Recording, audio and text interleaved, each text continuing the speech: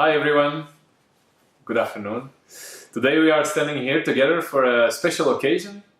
It's our General Secretary, our Rein, last day in the office after 14 years and a half of commitment and dedication.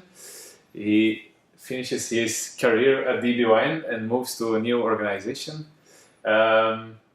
We have a short interview with you together just to finalize your period here, and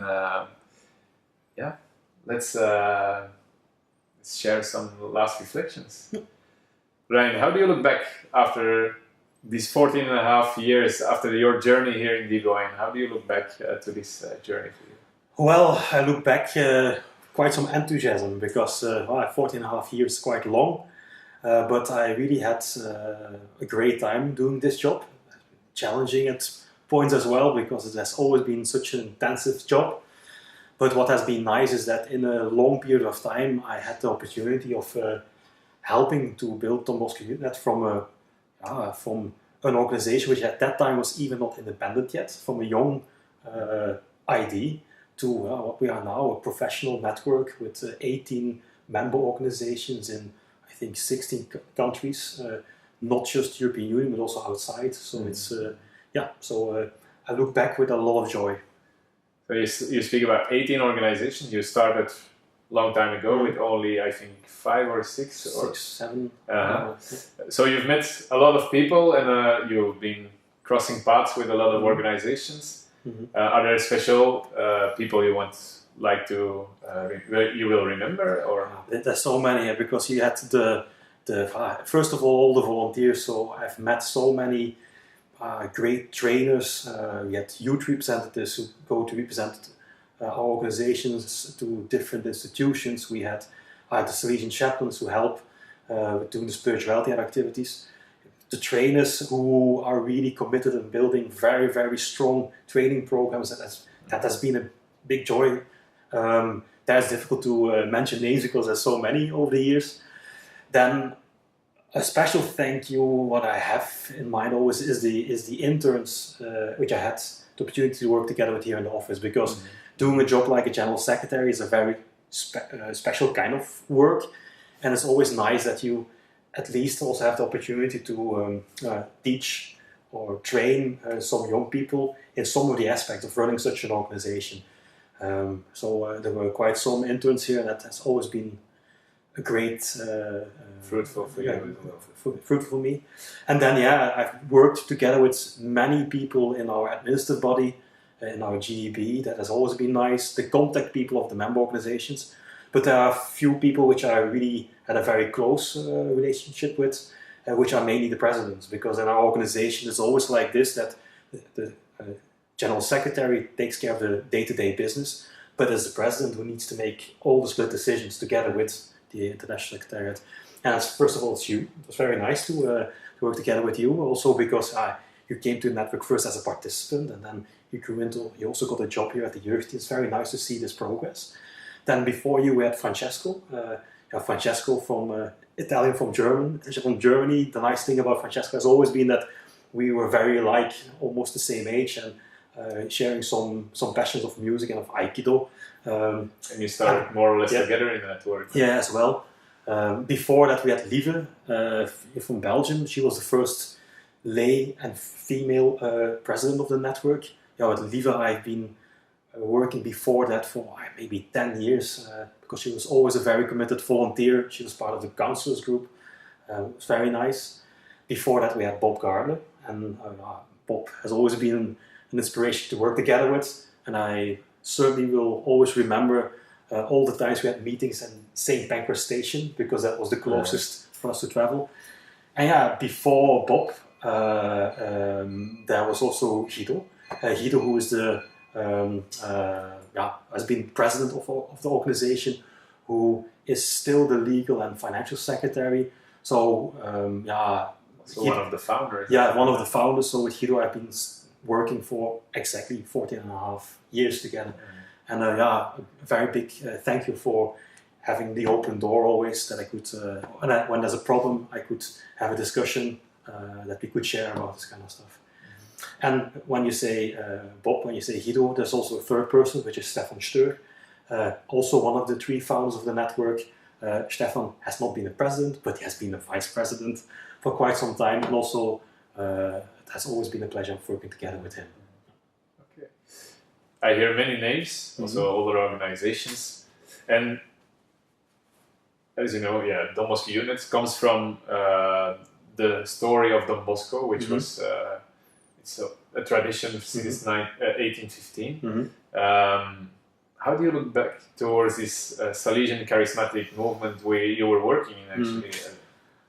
For me, in a way, it was not new to me because I'm a past pupil of a secondary school. I've been a former volunteer at a local playground. Before doing this job, I was a teacher in a Salesian school, and then I did this job. So quite a lot of things I recognized from my own education. So it was quite nice working in that system. But what I really appreciated by doing this job is that I got to learn the diversity that exists in Europe and in the world, and how we can use this model of Don Bosco to educate young people. And I think what is unique is that the educational model of Don Bosco really still makes sense to young people today. And I think that this is really the benefit of our network also towards not just member organizations and young people, but also towards European institutions, that we have an approach which offers something which is unique and which brings something to the world of non-formal education. And this is what I always had pleasure in exploring as well, doing historical research in, okay, we have a challenge in Europe today, what we need to tackle through our work. And then part of the work was not just thinking, what are we going to do today about it? No, it was also just going back to the tradition and see how did Don Bosco or his predecessors or followers were working on this, and how can we take inspiration of that. And I think you can really see this in the work that we did in becoming more and more active in trying to make a more social society in Europe.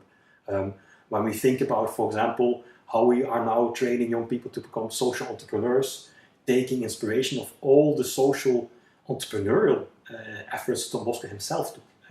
So this, I think, I take closest to my heart in this exploration of Don Bosco's history, how Don Bosco is a role model still today for social change. And the social change then having young people being the actors in this.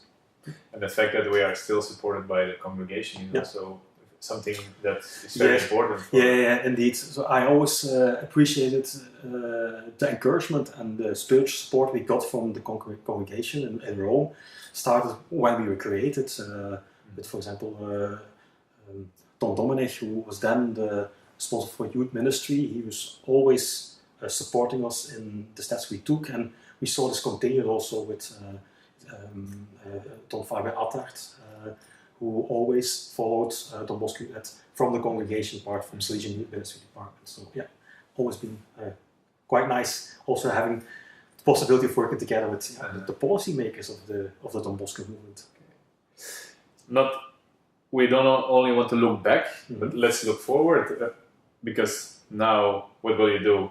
After 14 years and a half, you will sit down, relaxing yourself at home, or what is your plan now? No, I found a new job. I will start working for actually the Flemish government in the tourism department. I say tourism, that's completely different. Yeah, in a way it's not, because here in Flanders we have a tradition in social tourism. And social tourism gives opportunities to people who normally don't have access to holidays to go on holiday as well. It's a value-based and actually a human rights-based approach. And this is actually a continuation of my work, because over the years in Don Bosco YouthNet, we have always followed a human rights-based approach when it comes down to education, focusing on the right of education. Now I will be focusing on the right of free time and leisure time. So it will continue a little bit. Yeah. So you will leave the network now behind. The network will still continue to exist, of course. Are there any wishes or things you would like to share for the network, for the future of the network? What I would like to see continuing is that I had the nice thing is that we are now, for the first time, working towards 2 generations. So we were created as a network by generation millennials, the ones who saw Europe reunited. There was a lot of positivism about this, how can we build a better Europe and things like that. And that generation now is coming, it's not young anymore, it's now slowly real adult citizens.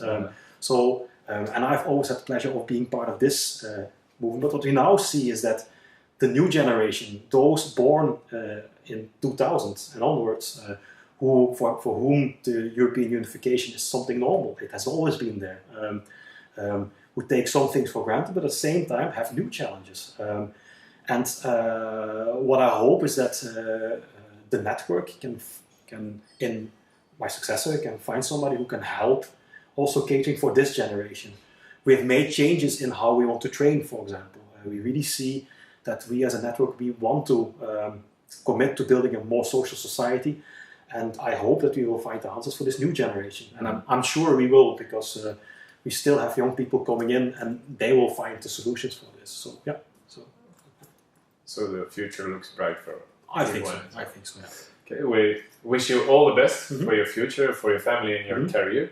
And we hope you to keep in contact at least, and that you still follow our realizations and how we grow as a network. So thank you very much for the past 14 and a half years. Yeah. Bye.